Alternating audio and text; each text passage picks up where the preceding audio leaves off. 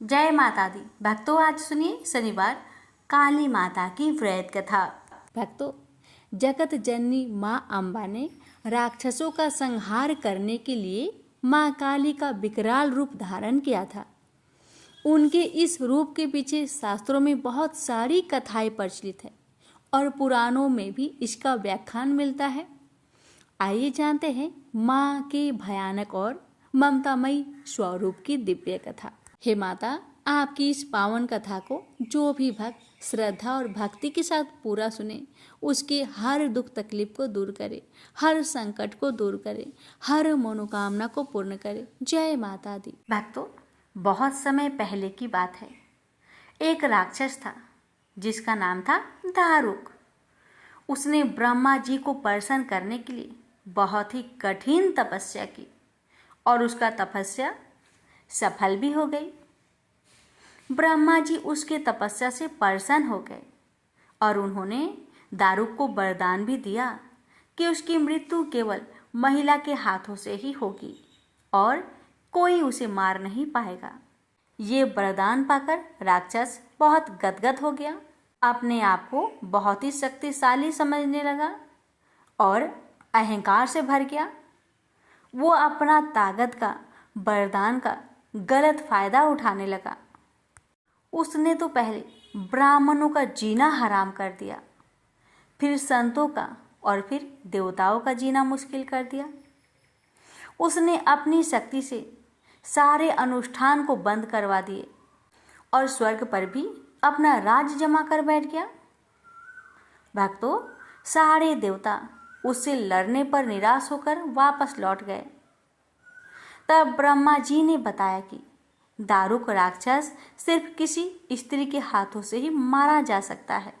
तब सभी देवता मिलकर भगवान शिव जी के पास पहुंचे और दारुक राक्षस के आतंक के बारे में बताया। आतंक के बारे में सुनकर भगवान भोलेनाथ ने जगत जननी माँ पार्वती की तरफ देखा और कहा, हे कल्याणी, जगत के हित के लिए और उस दारुक दैत्य के लिए तुमसे मैं प्रार्थना करता हूँ। इतना सुनते ही माँ पार्वती मुस्कुरा उठी, लेकिन वह मुस्कान किसी साधारण स्त्री की नहीं, वह मुस्कान थी संपूर्ण सृष्टि को रचने वाली आदि शक्ति की। उन्होंने अपनी अंतर मन की दिव्य शक्ति का एक अंश भगवान शिव में प्रवेश करा दिया। यह कोई साधारण संयोग नहीं था, यह था धर्म की रक्षा के लिए। देवी की अगला रूप लेने का प्रारंभ। भगवान शिव के गले से उस शक्ति का तेज प्रकट हुआ और तभी उन्होंने तीसरा नेत्र खोला। उसी नेत्र की अग्नि से उस दिव्य ज्वाला से प्रकट हुई माँ। लेकिन अब भी वे सौम्य पार्वती नहीं थी, वो थी महाकाली, विकराल भयंकर रौद्र अपराजिता, जिनका तेज सूर्य से भी करोड़ों गुना अधिक था। देवताओं ने जब माँ का यह रूप देखा तो उनके नेत्र श्रद्धा से झुक गई और राक्षस तो कांप उठे। उनका दंभ, उनका अभिमान, उनकी शक्ति, सब कुछ माँ के उस दिव्य विकराल रूप के सामने तिनके की भांति लगने लगे। वे भागने लगे, छुपने लगे, परंतु कहाँ छुपते उस शक्ति से जो स्वयं संहार की देवी है। माँ काली का शरीर अंधकार के समान काला था, लेकिन उस अंधकार में भी ब्रह्मांड का प्रकाश समाहित था। उनकी आंखों से ज्वालाएं निकलती रही थी और जब उन्होंने हुक्कार भरी तो जैसे सृष्टि का रोम रोम ठरा उठा। केवल एक हुक्कार से ही असंख्य दैत्यों का नाश हो गया। वे भस्म हो गए, जलकर राख हो गए। यह केवल शक्ति नहीं थी, यह धर्म की पुकार थी, यह अन्याय के अंत की घोषणा थी। भक्तों, माँ काली के हुक्कार से ही सैकड़ों नहीं हजारों दैत्यों का संहार हो गया। उनका विकराल रूप और प्रचंड ऊर्जा को देखकर पृथ्वी कांप उठी, आकाश थरथरा गया और दिशाओं ने मौन ओढ़ लिया। उनका एक एक कदम प्रलय की घोषणा कर रहा था। सभी असुर जलकर भस्म हो गए थे, लेकिन माँ का क्रोध, वह तो अभी उग्र था। उनके नेत्रों से ज्वालाएं निकल रही थी। उनका अंग अंग बिजली की तरह चमक रहा था। उनके इस प्रचंड रूप से सृष्टि का संतुलन बिगड़ने लगा। हवाएं तेज बहने लगी, पर्वत डोलने लगे और धरती पर जीवन संकट में आ गया।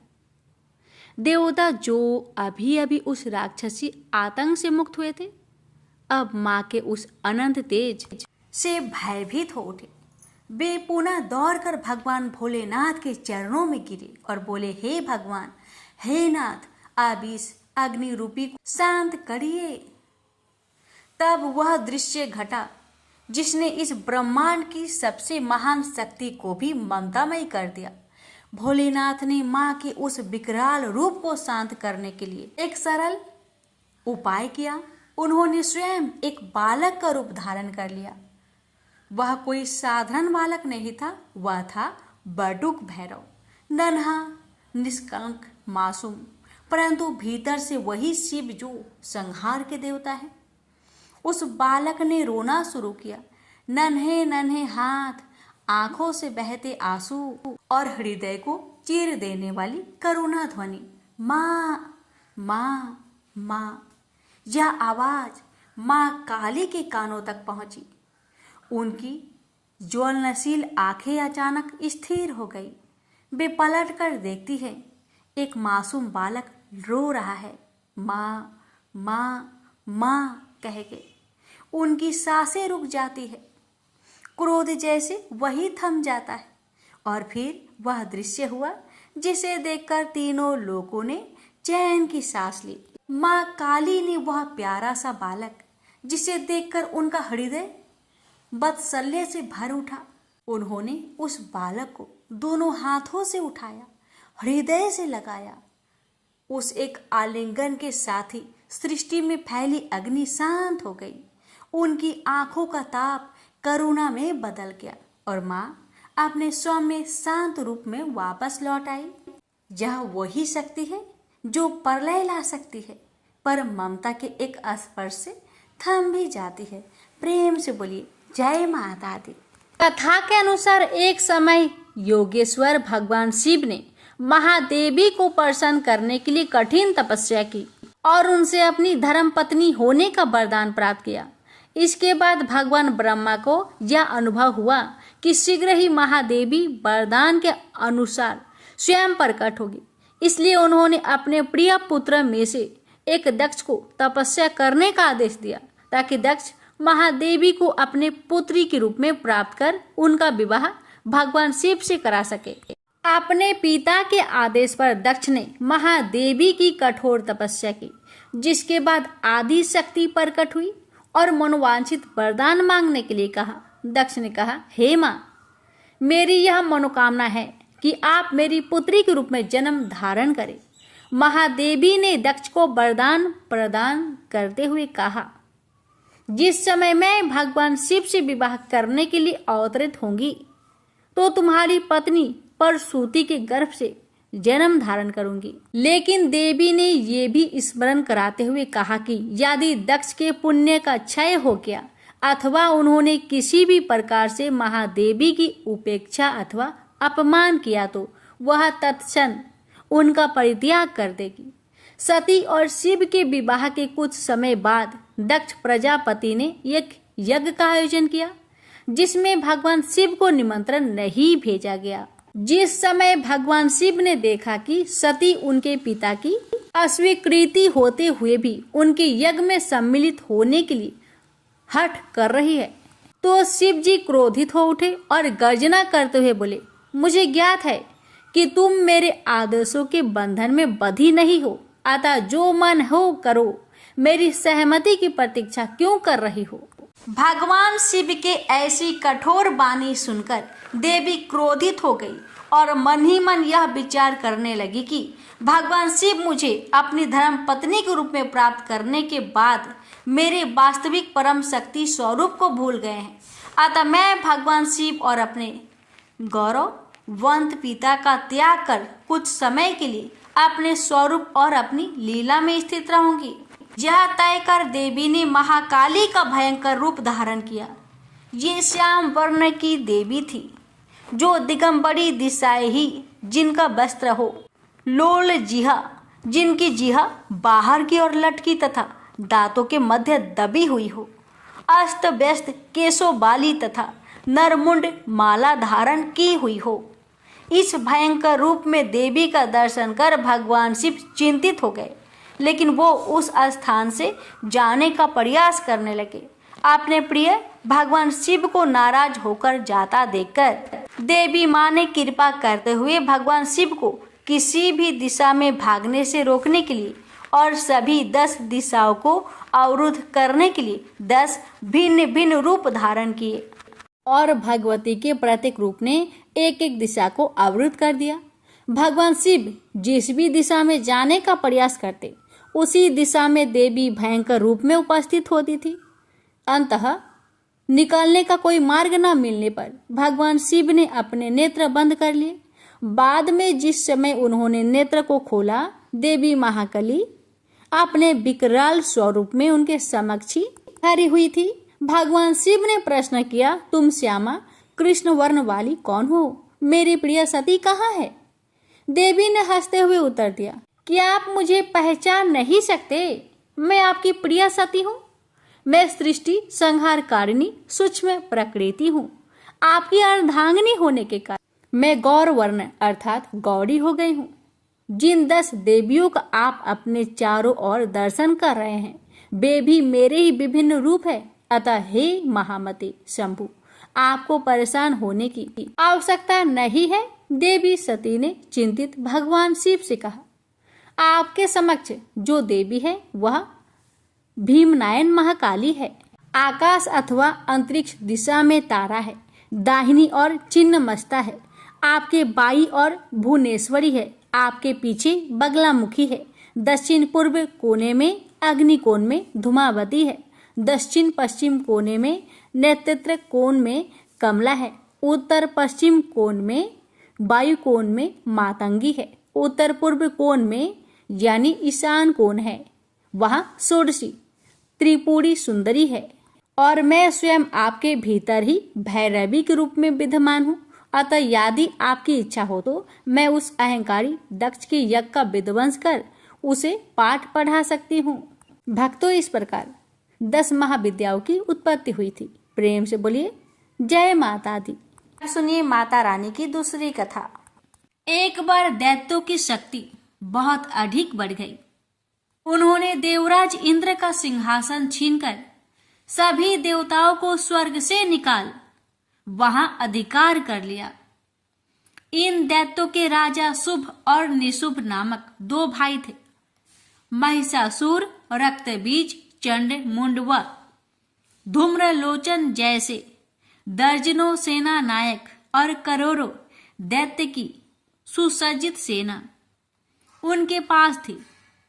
पराजित देवताओं द्वारा प्रार्थना किए जाने पर आदिशक्ति भगवती भवानी ने दुर्गा के रूप में अवतरित होकर उन दैत्यों का संहार किया था। इस युद्ध के मध्य ही देवी दुर्गा ने अपनी सहायता के लिए अपने ललाट से एक अत्यंत शक्तिशाली और विकराल देवी को प्रकट किया। काली, कलिका, चामुंडा, महाकाली आदि इसी देवी के अनंत नामों में से कुछ नाम हैं। मातेश्वरी दुर्गा के अवतार धारण और उनके द्वारा शुभ निशुभ की संपूर्ण सेना के विनाश की कथा काफी लंबी है। जब भगवती भवानी दुर्गा ने शुभ निशुंभ के सेनापति धूम्रलोचन को सेना सहित यमपुरी पहुंचा दिया, तो दैत्यराज शुभ ने चंड मुंड को आदेश दिया कि वो देवी को पकड़कर उसके पास लाए। आज्ञा पाते ही दैत्यों ने जगदम्बा दुर्गा को चारों ओर से घेर लिया और उन्हें पकड़ने मारने की चेष्टा करने लगे। यह देख देवी को बहुत क्रोध आया। क्रोध के कारण उनका मुखमंडल काला पड़ गया, भवें वक्र हो उठी। उसी समय उनकी भौं के मध्यवर्ती भाग और ललाट से विकराल मुख वाली काली नामक देवी प्रकट हुई। अत्यंत भयंकर और शक्तिशाली होने के बावजूद काली मां का शरीर अत्यंत कृशकाय था। उनके शरीर में नाम मात्र का मांस था, केवल अस्थि पंजर नजर आता था, जिससे वे अत्यंत भयावह दिखाई पड़ रही थी। काली, कालिका, महाकाली, चामुंडा और चामुंडा आदि नामों से विख्यात 4 भुजा वाली यह देवी अपने हाथों में तलवार, पास और विचित्र खड्ग धारण किए हुए थी। वह चीते की चमड़े की साड़ी पहने नर मुंडों की माला से अलंकृत थी। भवानी दुर्गा के मस्तक से प्रकट होने के बावजूद काली माँ का स्वरूप अत्यंत विकराल था। वे काफी लंबी, पतली थी और किसी भी वाहन पर सवार नहीं थी। उनका मुखमंडल बहुत अधिक बड़ा था। उनकी लंबी जीभ काफी बाहर तक निकली हुई थी। उनकी आंखें अंगारों की तरह दहक रही थी और अपनी भीषण गर्जना से पृथ्वी आकाश को कपा रही थी। अपनी घोर गर्जना से सभी दिशाओं को गुजाते हुए मातेश्वरी काली बड़े वेग से दैत्यों की सेना पर टूट पड़ी और उनका भक्षण करने लगी। वे पार्श रक्षकों, अंकुशधारी, महावतों, योद्धाओं तथा अनेक हाथियों को एक ही हाथ में पकड़कर अपने मुख का ग्रास बना रही थी। किसी को बालों से पकड़ लेती, किसी का गला दबोच लेती, किसी को पैरों से कुचल डालती और किसी को छाती के धक्के से गिराकर मार देती। वे असुरों के फेंके हुए बड़े बड़े अस्त्र शस्त्र मुंह से पकड़ लेती और रोष में भरकर उनको दांतों से चकनाचूर कर डालती। काली द्वारा अनेक दैत्य तलवार के घाट उतर गए, अनेक खटवांग से पीटे गए और कितने ही असुर दांतों के अग्रभाग से कुचले जाकर मृत्यु को प्राप्त हुए। इस प्रकार देवी ने असुरों की उस समस्त सेना को क्षण भर में ही धराशायी कर दिया। अपनी सेना का विनाश होते देख चंड काली देवी की ओर दौड़ा। महादैत्य मुंड ने भी अत्यंत भयंकर बाणों की बौछार तथा हजारों चक्र एवं अन्य शस्त्रों से भयानक नेत्रों वाली देवी को आवृत कर दिया। वे चक्र देवी के मुख में समाते हुए ऐसे जान पड़ रहे थे मानो सूर्य के बहुतेरे मंडल बादलों के उदर में प्रवेश कर रहे हो। मातेश्वरी काली दैत्य सेनापति मुंड द्वारा चलाए गए अस्त्र शस्त्रों का भक्षण करते और अनेक राक्षसों को अपने शस्त्रों में समाप्त करते हुए विकट अट्टहास करती जा रही थी। इसी समय भगवती काली ने दूसरे दैत्य सेनापति चंड को अपनी ओर आते देखा। क्रोध में भरकर काली माई ने चंड पर आक्रमण कर दिया। एक हाथ से उसके केस पकड़कर दूसरे हाथ से उसकी गर्दन काट उसे यमलोक पहुंचा दिया। अपने भाई चंड को देवी के हाथों मरता देख मुंड अनेक भयावह दैत्यों के साथ मातेश्वरी काली की ओर दौड़ पड़ा। तब देवी ने रोष में उसे तलवार से मारकर धरती पर सुला दिया। महापराक्रमी चंड और मुंड के मरते ही शेष सेना आतंकित होकर भाग गई। उसी समय काली ने चंड और मुंड के मस्तक हाथ में लेकर जगदम्बा दुर्गा के पास जाकर प्रचंड अट्टहास करते हुए कहा, देवी, मैं चंड मुंड नामक इन 2 भयानक असुरों के मस्तक आपको भेंट करने के लिए लाई हूँ। इस पर कल्याणमयी दुर्गा ने काली से मधुर वाणी में कहा, देवी, तुम चंड और मुंड को मारकर मेरे पास आई हो, इसलिए संसार में तुम्हारा एक नाम चामुंडा भी होगा। मातेश्वरी काली द्वारा चंड मुंड और अनेक सैनिकों के मारे जाने पर दैत्यराज शुंभ स्वयं अपने सभी सेनापतियों सहित युद्ध के लिए वहां आ गया। कई करोड़ असुर सैनिक उनके साथ थे। उस समय सभी मात्र शक्तियां भी देवी की सहायता के लिए युद्ध क्षेत्र में आ गई। दोनों ओर से भीषण अस्त्र शस्त्र चलने लगे। इस समय मातेश्वरी काली सभी मात्र शक्तियों से आगे रहकर रणभूमि में विचरने लगी। अपने खटवांग, त्रिशूल एवं अन्य अस्त्र शस्त्रों से वे असंख्य दैत्यों को काल के गाल में पहुंचा रही थी।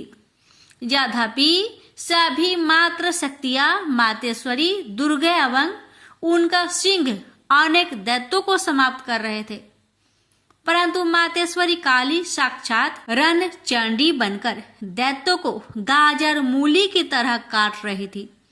मातेश्वरी काली इस समय इतने क्रोध में भरी हुई थी कि वे दैत्यों को अस्त्र शस्त्रों से मारने के साथ ही उनका भक्षण भी करती जा रही थी। अत्यंत भयंकर और विकराल रूप था इस समय मातेश्वरी काली का। अनेक राक्षस तो आपके इस रूप को देखकर तथा उनके द्वारा लगाए जा रहे अट्ठासों की भीषण आवाज सुनकर ही यमलोक सिधार गए। मातेश्वरी काली का अवतरण मात्र इन दैत्यों को मारने के लिए ही नहीं हुआ था, उनका इससे भी अधिक महान कार्य था। दैत्य सेनापति रक्तबीज के वध में भगवती दुर्गा की सहायता करना। उस प्रचंड दैत्य रक्तबीज को एक अद्भुत वरदान प्राप्त था। जहां भी उसके रक्त की एक बूंद गिरती थी, वहीं तत्काल उतना ही शक्तिशाली एक असुर उत्पन्न हो जाता था। मातेश्वरी काली, भगवती दुर्गा और अन्य मात्र शक्तियों के हाथों दैत्यों को मरते एवं घायल होते देख महादैत्य रक्तबीज ने मातेश्वरी पर हमला कर दिया। वह अपनी गदा से सभी मात्र शक्तियों पर एक साथ प्रहार करने लगा। जब मात्र शक्तियों ने उस पर प्रहार किए तो उसके शरीर का रक्त जहां जहां गिरता वहां वहां उसके समान ही एक अन्य बलशाली दैत्य पैदा हो जाता।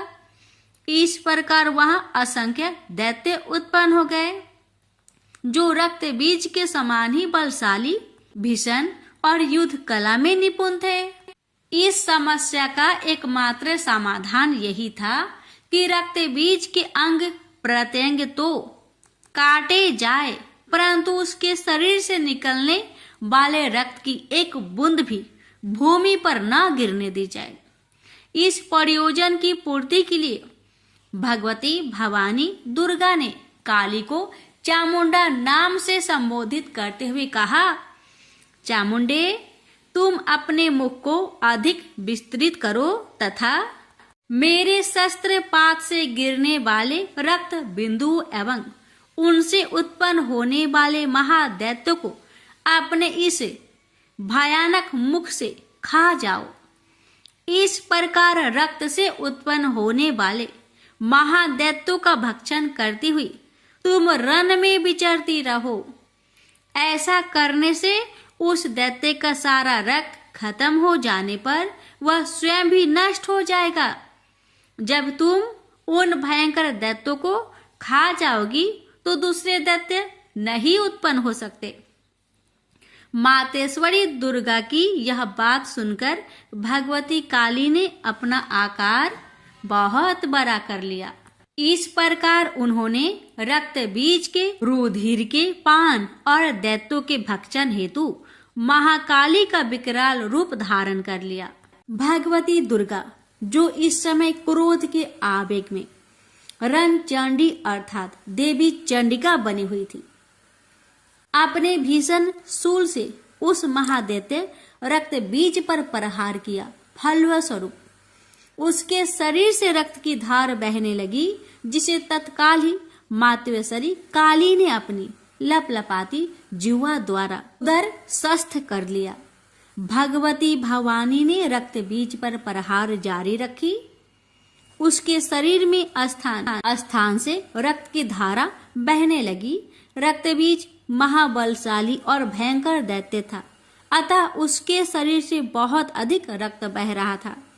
परंतु उसका जितना भी रक्त बह रहा था, काली माँ अर्थात देवी चामुंडा उसे तत्काल पीती जा रही थी। इस रक्त को पीते समय रुधिर से काली के मुख में जो महादैत्य उत्पन्न हुए, उन्हें भी वे उद्रस्त करती चली गई।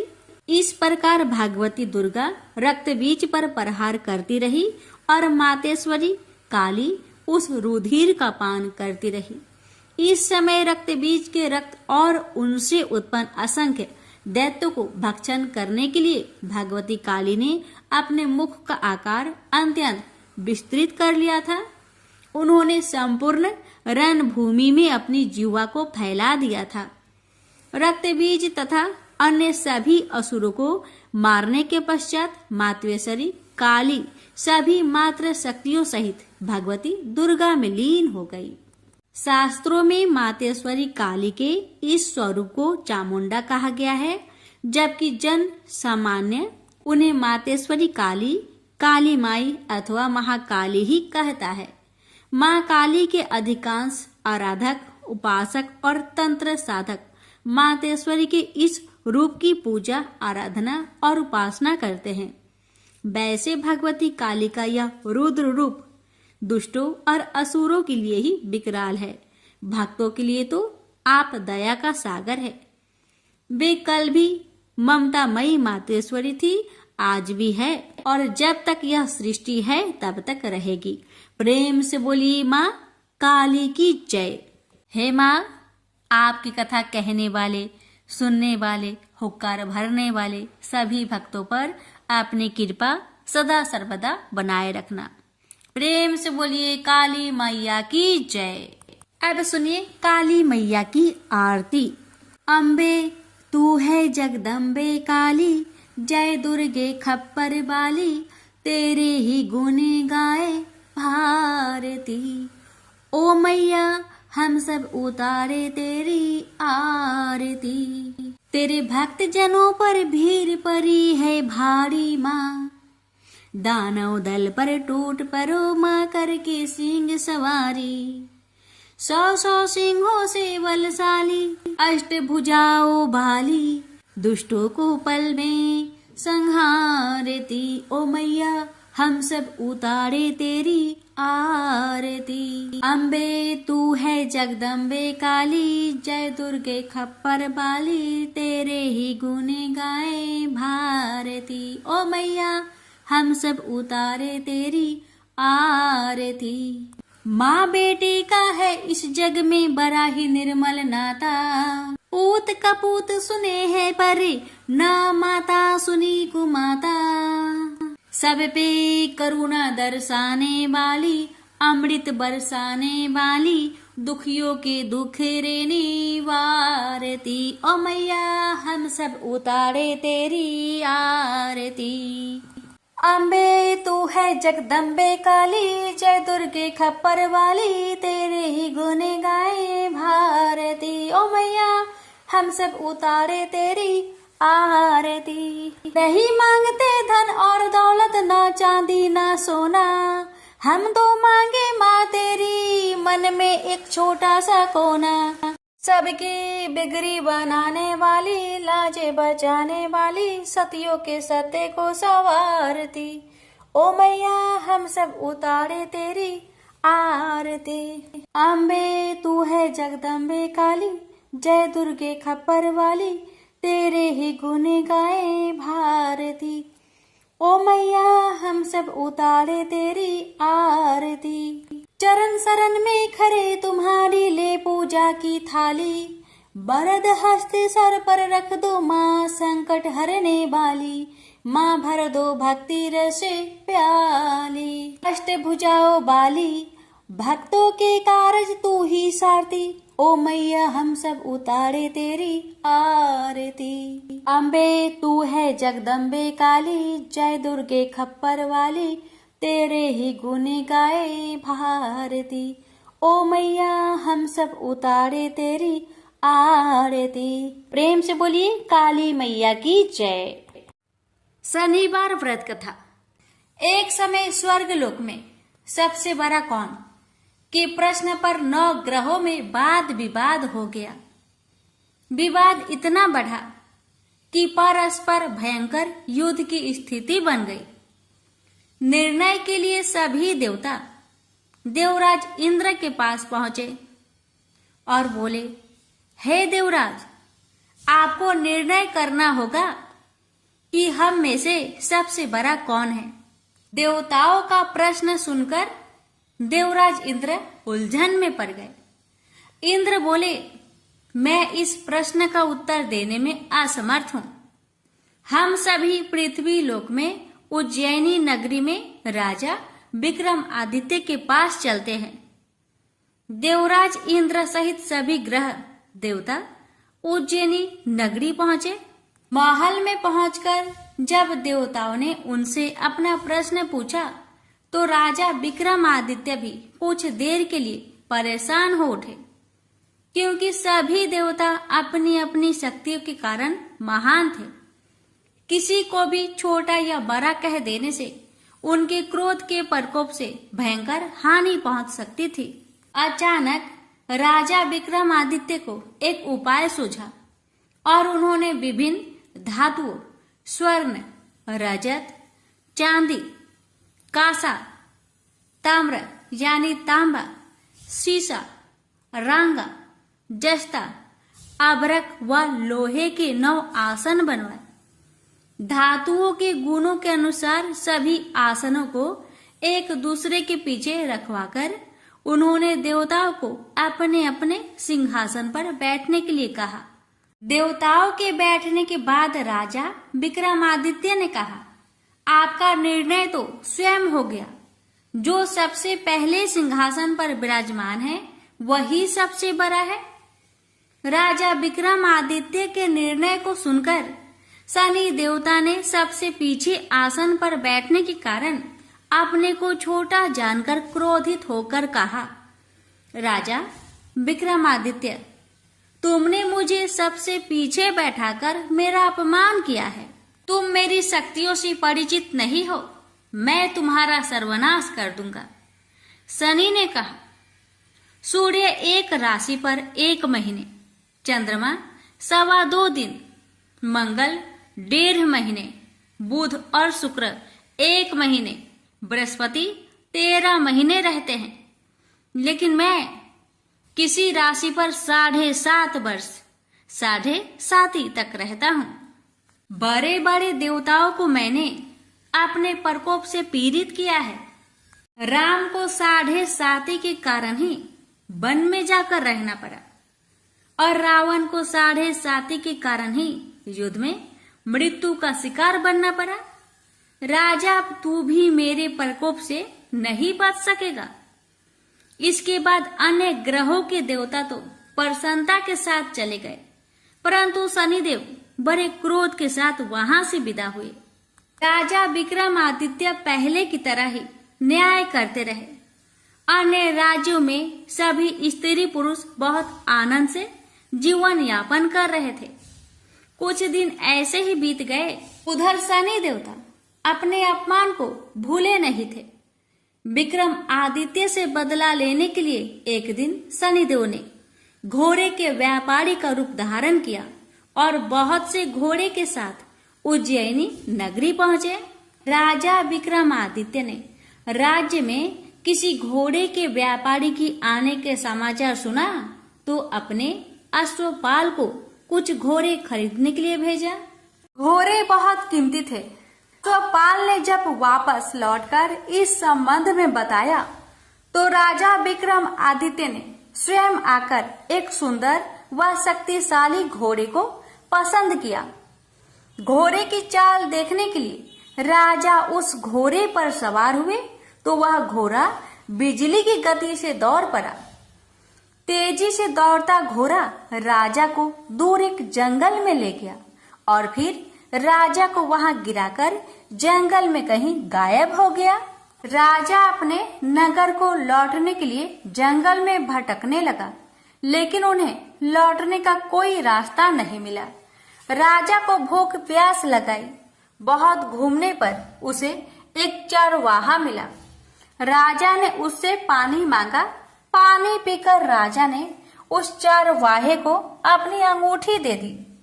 फिर उससे रास्ता पूछकर वह जंगल से निकलकर पास के नगर में पहुंचा। राजा ने एक सेठ की दुकान पर बैठकर कुछ देर आराम किया। उस सेठ ने राजा से बातचीत की तो राजा ने उसे बताया कि मैं उज्जैनी नगरी से आया हूँ। राजा के कुछ देर दुकान पर बैठने से सेठ जी की बहुत बिक्री हुई। सेठ ने राजा को बहुत भाग्यवान समझा और खुश होकर उसे अपने घर भोजन के लिए ले गया। सेठ के घर में सोने का एक हार खूंटी पर लटका हुआ था। राजा को उस कमरे में छोड़कर सेठ कुछ देर के लिए बाहर गया। तभी एक आश्चर्यजनक घटना घटी। राजा के देखते देखते सोने के उस हार को खूंटी निकल गई। सेठ ने कमरे में लौटकर हार को गायब देखा तो चोरी का संदेह राजा पर ही किया, क्योंकि उस कमरे में राजा ही अकेला बैठा था। सेठ ने अपने नौकरों से कहा कि इस परदेशी को रस्सियों से बांधकर नगर के राजा के पास ले चलो। राजा ने विक्रमादित्य से हार के बारे में पूछा तो उसने बताया कि उसके देखते ही देखते खूंटी ने हार को निगल लिया था। इस पर राजा ने क्रोधित होकर चोरी करने के अपराध में विक्रमादित्य के हाथ पांव कटवाने का आदेश दे दिया। राजा विक्रमादित्य के हाथ पांव काटकर उसे नगर के सड़क पर छोड़ दिया गया। कुछ दिन बाद एक तेली उसे उठाकर अपने घर ले गया और उसे अपने कोल्हू पर बैठा दिया। राजा आवाज देकर बैलों को हाँकता रहता। इस तरह तेली का बैल चलता रहा और राजा को भोजन मिलता रहा। शनि के प्रकोप की 7.5 पूरी होने पर वर्षा ऋतु आरंभ हुई। राजा विक्रमादित्य एक रात मेघ मल्हार गा रहा था कि तभी नगर के राजा की लड़की राजकुमारी मोहिनी रथ पर सवार उस तेली के घर के पास से गुजरी। उसने मेघ मल्हार सुना तो उसे बहुत अच्छा लगा और दासी को भेजकर गाने वाले को बुला लाने को कहा। दासी ने लौटकर राजकुमारी को अपंग राजा के बारे में सब कुछ बता दिया। राजकुमारी उसके मेघ मल्हार से बहुत मोहित हुई, अतः उसने सब कुछ जानकर भी अपंग राजा से विवाह करने का निश्चय कर लिया। राजकुमारी ने अपने माता पिता से जब यह बात कही तो वे हैरान रह गए। रानी ने मोहिनी को समझाया, बेटी तेरे भाग्य में तो किसी राजा की रानी होना लिखा है, फिर तू उस अपंग से विवाह करके अपने पांव पर कुल्हाड़ी क्यों मार रही है। राजकुमारी ने अपनी जिद नहीं छोड़ी। अपनी जिद पूरी करने के लिए उसने भोजन करना छोड़ दिया और प्राण त्याग देने का निश्चय कर लिया। आखिर राजा रानी को विवश होकर अपंग विक्रमादित्य से राजकुमारी का विवाह करना पड़ा। विवाह के बाद राजा विक्रमादित्य और राजकुमारी तेली के घर में रहने लगे। उस रात स्वप्न में शनिदेव ने राजा से कहा, राजा तुमने मेरा प्रकोप देख लिया, मैंने तुम्हें अपने अपमान का दंड दिया है। राजा ने शनिदेव से क्षमा करने को कहा और प्रार्थना की, हे शनिदेव, आपने जितना दुख मुझे दिया है अन्य किसी को न देना। शनिदेव ने कुछ सोचकर कहा, राजा मैं तुम्हारी प्रार्थना स्वीकार करता हूँ। जो कोई स्त्री पुरुष मेरी पूजा करेगा, शनिवार को व्रत करके मेरी व्रत कथा सुनेगा, उस पर मेरी अनुकंपा बनी रहेगी। प्रातः काल राजा विक्रमादित्य की नींद खुली तो अपने हाथ पांव देखकर राजा को बहुत खुशी हुई। उसने मन ही मन शनिदेव को प्रणाम किया। राजकुमारी भी राजा के हाथ पांव सही सलामत देखकर आश्चर्य में डूब गई। राजा विक्रमादित्य ने अपना परिचय देते हुए शनिदेव के प्रकोप की सारी कहानी सुनाई। सेठ को जब इस बात का पता चला तो दौड़ता हुआ तेली के घर पहुंचा और राजा के चरणों में गिरकर क्षमा मांगने लगा। राजा ने उसे क्षमा कर दिया, क्योंकि यह सब तो शनिदेव के प्रकोप के कारण हुआ था। सेठ राजा को अपने घर ले गया और उसे भोजन कराया। भोजन कराते समय वहां एक आश्चर्यजनक घटना घटी। सबके देखते देखते उस खूंटी ने हार उगल दिया। सेठ जी ने अपनी बेटी का विवाह भी राजा के साथ कर दिया और बहुत से स्वर्ण आभूषण धन आदि देकर राजा को विदा किया।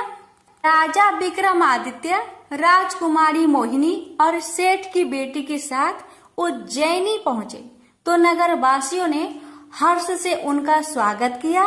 अगले दिन राजा विक्रमादित्य ने पूरे राज्य में घोषणा कराई कि शनिदेव सब देवों में सर्वश्रेष्ठ है। प्रत्येक स्त्री पुरुष शनिवार को उनका व्रत करे और व्रत कथा अवश्य सुने। राजा विक्रमादित्य की घोषणा से शनिदेव बहुत प्रसन्न हुए। शनिवार का व्रत करने और व्रत कथा सुनने के कारण सभी लोगों की मनोकामनाएं शनिदेव की अनुकंपा से पूरी होने लगी। सभी लोग आनंद पूर्वक रहने लगे। प्रेम से बोलिए शनि महाराज की जय हो। एक ब्राह्मण को सपने में नीली घोड़ी पर नीली कपड़े पहने एक आदमी दिखाई देता था और कहता है, हे ब्राह्मण देवता, मैं तेरे लगूंगा। ब्राह्मण घबरा कर उठ गया। अगले दिन यही सपना उसे फिर आता है। यह सपना उसे रोज आने लगा। वह परेशान हो गया और चिंता के मारे दुबला होने लगा। उसकी पत्नी ने कारण पूछा तो उसने सपने के बारे में बताया। ब्राह्मणी बोली, वे अवश्य ही शनि महाराज होंगे। अब की बार दिखे तो कहना लग जाओ, पर सवा पहर से ज्यादा मत लगना। उस दिन सपने आने पर ब्राह्मण ने कहा, लग जाओ, पर कितने समय के लिए लगोगे? शनि जी बोले, 7.5 वर्ष का लगूंगा। ब्राह्मण ने कहा, क्षमा करे शनि जी, इतना भारी तो मुझसे झेला नहीं जाएगा। तब शनि जी बोले, तो 5 वर्ष का लग जाऊंगा। ब्राह्मण बोला, यह भी मेरे लिए ज्यादा है। शनि जी बोले, 2.5 साल का लग जाऊं। ब्राह्मण ने मना किया तो शनि जी कहने लगे, सवा पहर का तो लगूंगा ही, इतना तो कोढ़ी कलंगी भिखारी के भी लग जाता हूँ। तब ब्राह्मण ने कहा, ठीक है। ब्राह्मण को सवा पहर की शनि की दशा लग गई।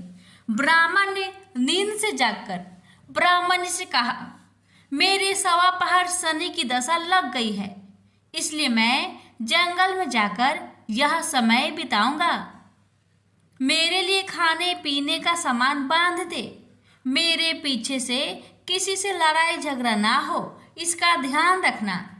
ज्यादातर घर में ही रहना। बच्चों का भी ध्यान रखना। इस सवा पहर के समय में कोई गाली भी दे तो चुपचाप सुन लेना, बहस मत करना। यह सब समझाकर ब्राह्मण जंगल में चला गया। जंगल में ब्राह्मण एक पीपल के पेड़ के नीचे बैठ गया और हनुमान जी का पाठ करने लगा। 1 पहर बीत गया। ब्राह्मण ने सोचा बाकी बचा समय रास्ते में बीत जाएगा, इसलिए वहां से चल दिया। रास्ते में एक बाड़ी में मतीरे लगे देखे। माली से एक मतीरा खरीदा, पोटली में बांधा और आगे बढ़ा। आगे एक आदमी मिला जो असल में शनिदेव थे। ब्राह्मण से पूछा, पोटली में क्या है? उसने कहा, मतीरा है। शनिदेव बोले, दिखाओ। ब्राह्मण ने पोटली खोली। उसमें राजकुमार का कटा हुआ खून से लथपथ सिर दिखा। शनिदेव ब्राह्मण को राजा के पास ले गए और कहा कि इस ब्राह्मण ने राजकुमार की हत्या कर दी है। इसके पास पोटली में राजकुमार का सिर है। राजा ने कहा, मैं यह नहीं देख सकता, इस ब्राह्मण को सूली पर चढ़ा दो। राजा के यहाँ हाहाकार मच गया। ब्राह्मण को सूली पर चढ़ाने से पहले पूछा गया कि उसकी कोई आखिरी इच्छा हो तो बताए। ब्राह्मण ने सोचा किसी तरह सवा पहर पूरा करना होगा। उसने कहा, वहाँ रोज बालाजी की कथा सुनता है। मरने से पहले अंतिम बार बालाजी की कथा सुनना चाहता हूँ। ब्राह्मण को कथा सुनाने का प्रबंध किया गया। कथा कहते कहते 1.25 पहर पूरा हो गया। शनि की दशा टलते ही राजकुमार शिकार खेलकर लौटता हुआ दिखाई दिया।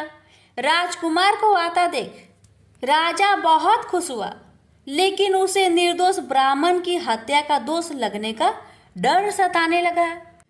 उसने तुरंत घुड़सवार सैनिकों को ब्राह्मण को आदर सहित ले आने के लिए भेजा। ब्राह्मण राज दरबार में आया तो राजा ने क्षमा मांगी और पोटली दिखाने के लिए कहा। पोटली खोली तो उसमें मतीरा था। राजा ने इन सब के बारे में पूछा तो ब्राह्मण ने बताया, मुझे 1.25 पहर की शनिचर की दशा लगी थी, इस कारण यह सब तमाशा हुआ।